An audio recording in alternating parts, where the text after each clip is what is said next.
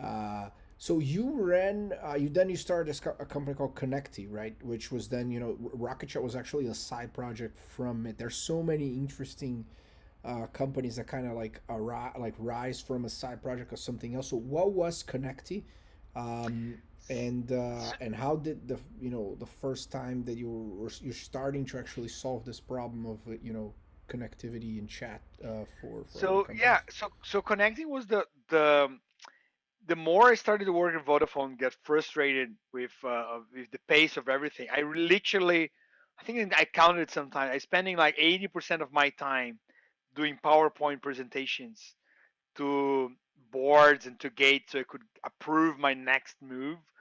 And then I was like, how can I do anything that is 80% of my time is just convincing other people that I'm doing the right thing?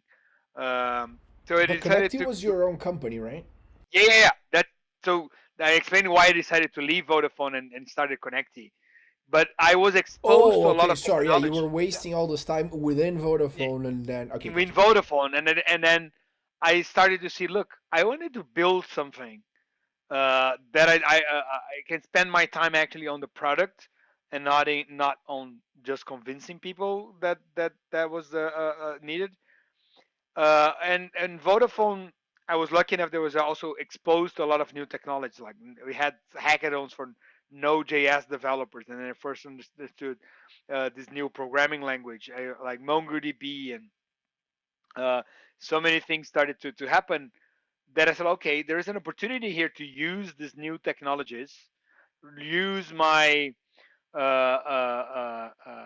what I've seen the on the open source world with like Sugar CRM and other CRMs, maybe to build a business framework to develop applications using all those modern tools.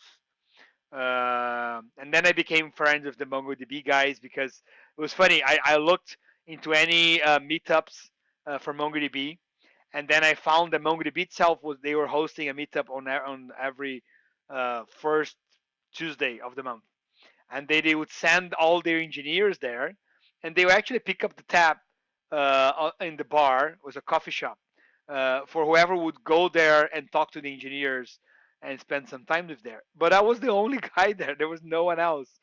Only me and the engineers at first.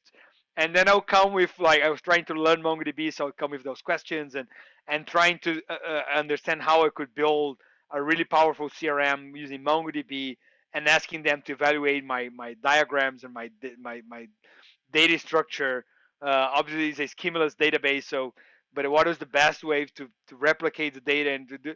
And those guys would spend like 2 3 hours with me, and they would say, "Well, usually our time when it's charged companies is like it would be like $1,000 an hour."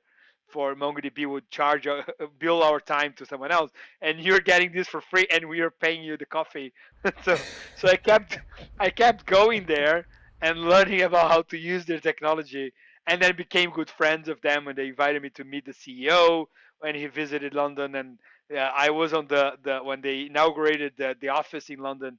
I was also there, and that's why I developed like this good relationship with MongoDB guys. Um, Oh, that's the other but then important I aspect yeah of any inevitable fight. Just say having this relentless curiosity, right? You just always want to learn and learn and learn. It's important. It's very important. and that takes you places, right? If you're eager, if you're humble and eager to learn, and even the relationships you develop, because if you, some people don't say, I don't like networking events, they feel. But if you are a really curious person, you find sometimes and you really want to know about people, that's if that's a true curiosity that you have, it can be fascinating to learn more, and then you feel this, oh, there's a chance that I have to go and understand. I learn about their story, how they end up I talk with the engineers, I learn about their lives, how they ended up with MongoDB. They went to San Francisco, the guy was British, MongoDB sent them back. So I really enjoyed my time, and I wasn't making small talk. I was truly and honestly wanting to get to know those guys, wanting to know their backstories, their technology, and understanding. So I don't know. I'm one of the person that when it gets this uh, networking events. Sometimes I end up making a few friends, and because I'm really a curious person and love hearing stories. That's great. So it comes a bit natural, Yeah, I think but it's genuine curiosity. I guess that's what it genuine comes. curiosity. That's the cue, and genuine interest in other people. Because if you people who are not interested in other people, then I can imagine going to a networking event or getting to know people. You feel like, okay, how can I pretend that I care about this answer, and but no, I generally care, and generally get excited, and I feel that everybody has some cool stories to tell if they feel that you're a good listener. They will open up and tell you some cool things, and if they feel that you care, you want to listen, and you give them the space and safe space to talk about. But anyway, so I decided I was going to get all this technology that I was exposed and turn into a product, into a CRM or something like that. So that's why I started looking at the developers all around the world, or mainly in Brazil, that I could hire. I decided, okay, I want to use those technologies. Who are the guys in Brazil uh, that are managing the forums? They're most active in the talking about this and writing articles, and that's how I ended up like hiring Rodrigo, our CTO, because there was a framework for writing UI that Rodrigo was the creator and hosting this forum for it. So he was the guy active. So it's like, this guy loves technology. He's the guy answering people about how to do this, how to develop, teaching, and he's really good about building it. So I contacted him and said, like, do you want to work remotely for I want to start a business building a tool on top of those technology, and so I got him to quit his job and start working remotely for me, which was also like something new for him. And I started to do all this hiring remote people, just finding whoever was the best person on each technology that I wanted to use.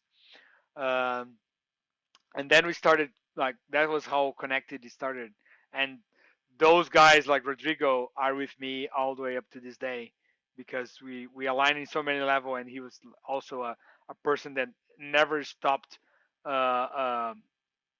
learning and being eager to learn.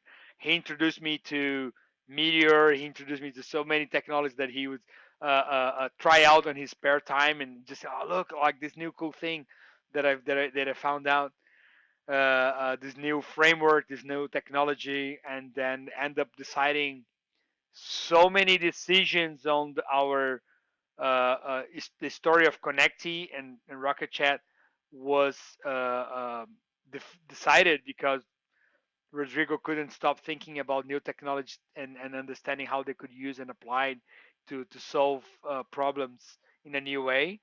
Um, so that's why I value his curiosity and his eager to keep learning so much. That's great. But Yeah, I think I went into a side path here. But so was Vodafone, did it, was bored of trying to convince people to do stuff, learned a lot of technology when I was in London, decided to use all this technology to solve old problems about how you build enterprise software. Went on to find on the internet who are the best people for each of those tools, build a team, and that's how Konecty was born. That was the result.